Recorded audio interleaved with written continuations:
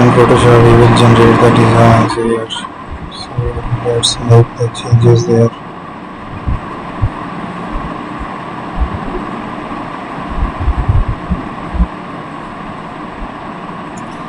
We have to make the shapes.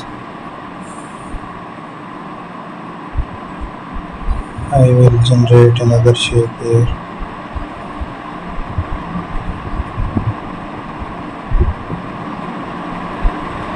So we have to make the changes here.